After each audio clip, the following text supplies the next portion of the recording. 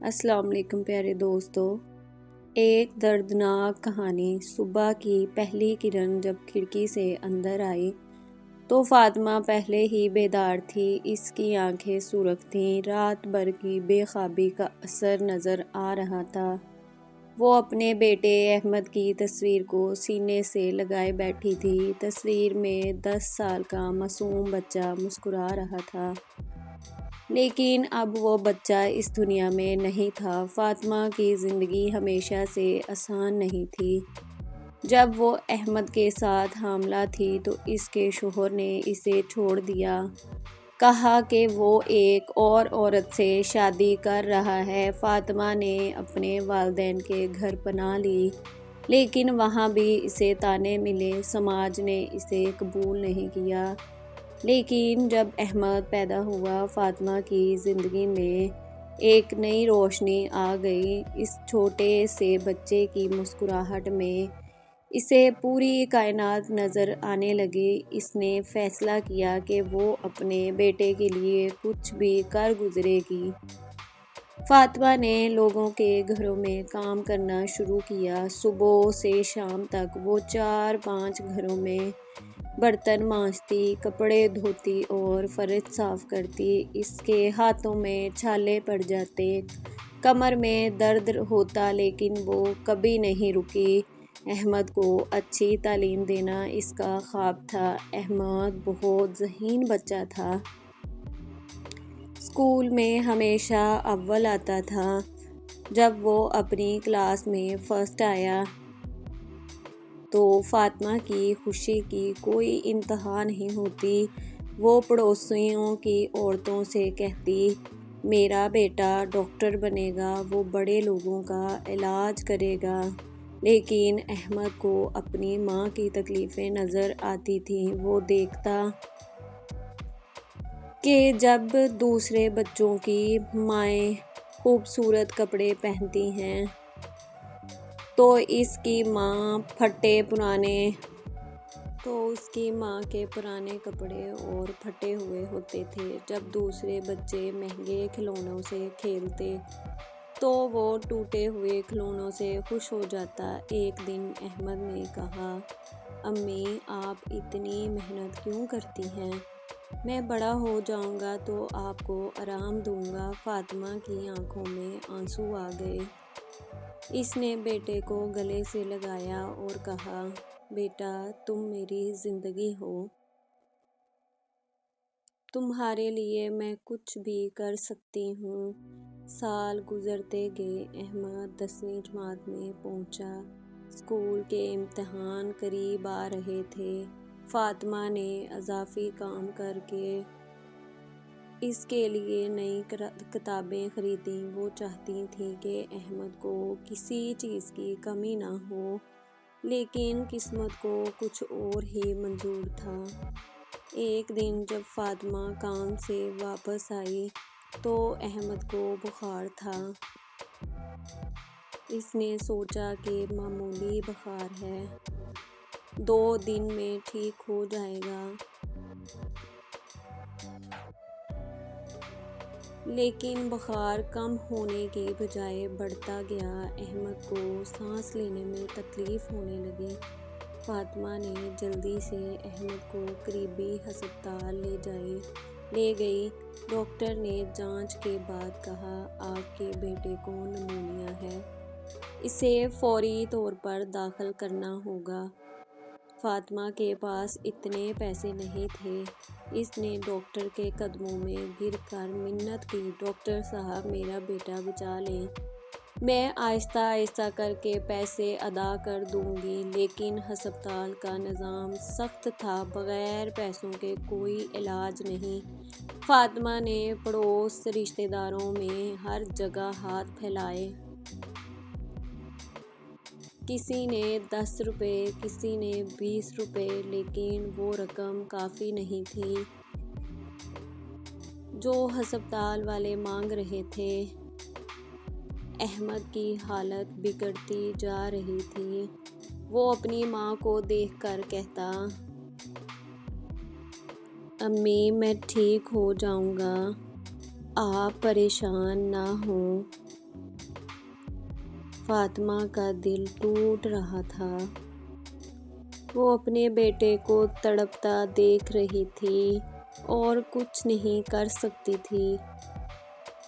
آخر کار 3 دن بعد ایک رات دیر گئے احمد نے اپنی ماں کا ہاتھ پکڑا اور کہا، امی میں تھک گیا ہوں۔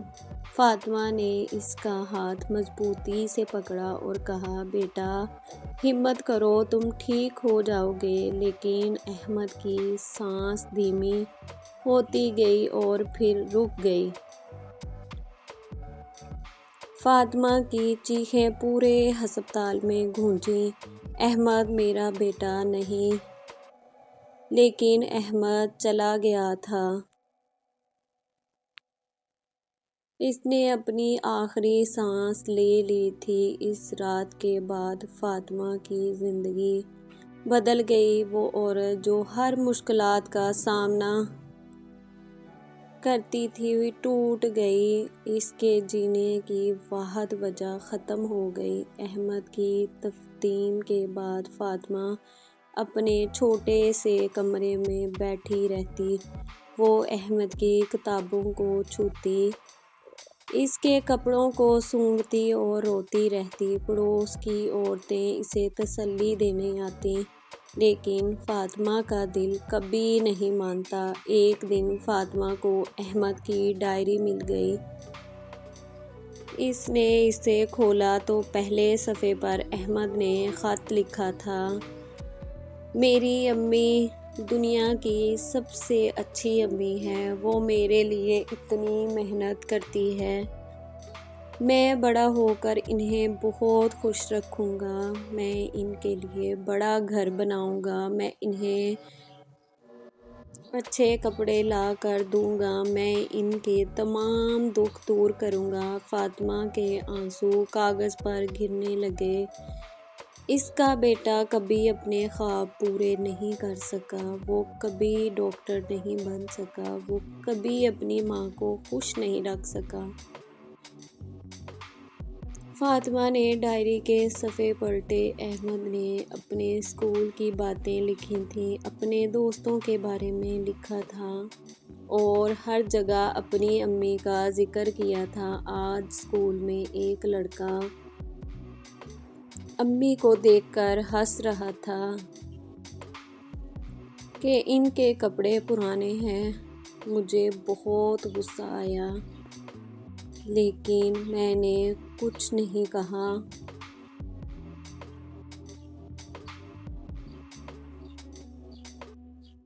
میری امی سب سے اچھی ہے۔ وہ میرے لیے اتنی قربانیاں دیتی ہے۔ میں ان سے بہت پیار کرتا ہوں۔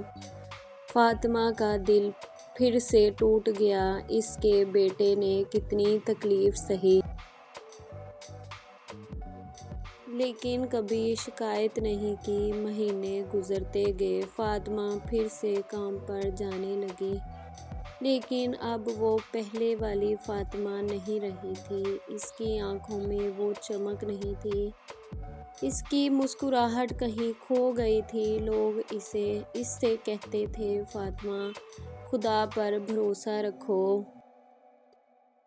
وقت سب غم دور کر دیتا ہے۔ لیکن فاطمہ جانتی تھی کہ ماں کا غم کبھی کم نہیں ہوتا۔ اولاد کی موت ماں کے سینے میں آہ بن کے ایک زخم چھوڑ جاتی ہے جو کبھی نہیں بھرتا۔ لیکن ایک دن فاطمہ احمد کی قبر پر گئی۔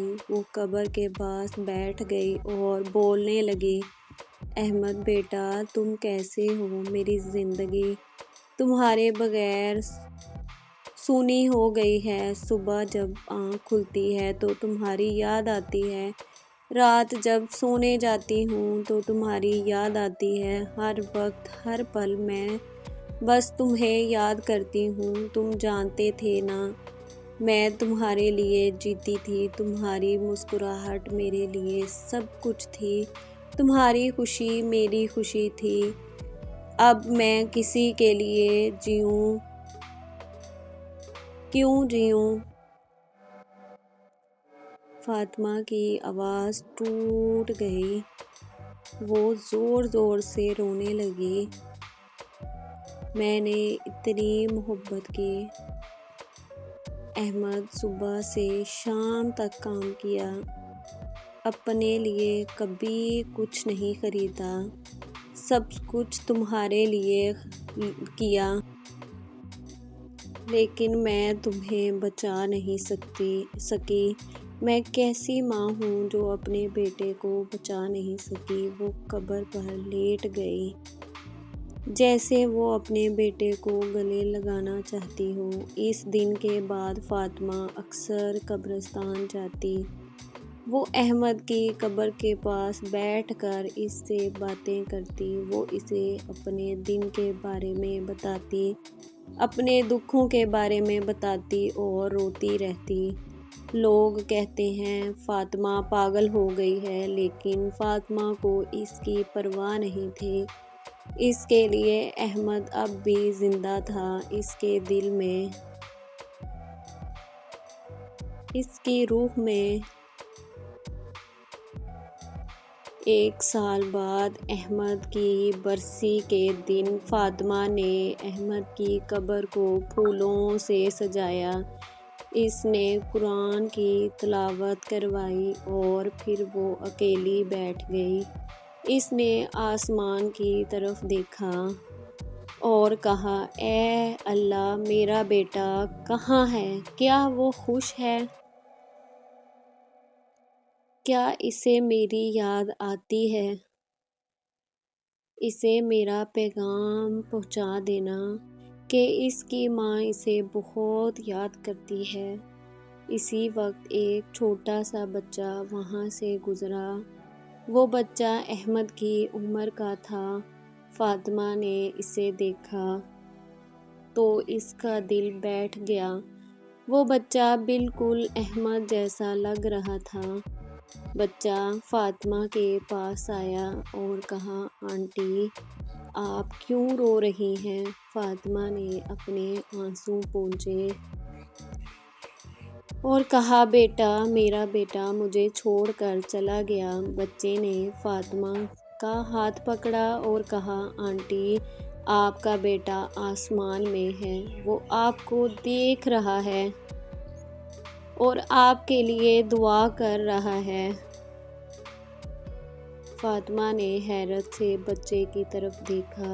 بچے کی معصوم آنکھوں میں اسے کچھ تسلی ملی۔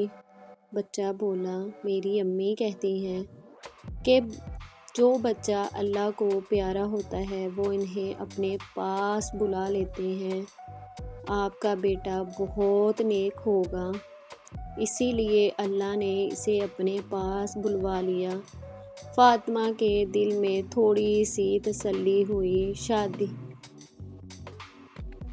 شاید واقعی احمد اب بہترین جگہ پر تھا، جہاں کوئی تکلیف نہیں، کوئی غم نہیں، لیکن ماں کا دل پھر بھی نہیں مانتا۔ فاطمہ جانتی تھی کہ وہ احمد کو کبھی نہیں بھول سکتی، وہ ہمیشہ اس کی یادوں میں جیے گی۔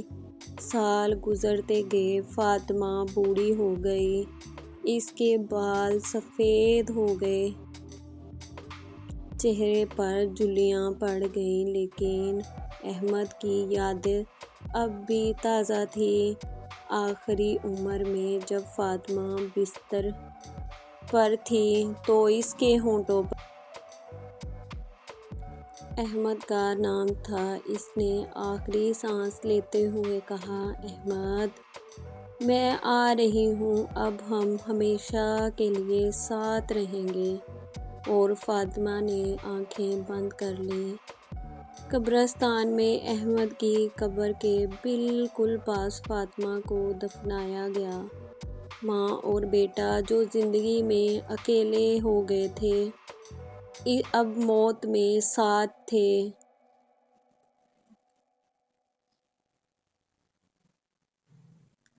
یہ کہانی ہر اس ماں کی کہانی ہے جو اپنی اولاد کے لیے قربانیاں دیتی ہے۔ ماں کی محبت بے مثال ہے۔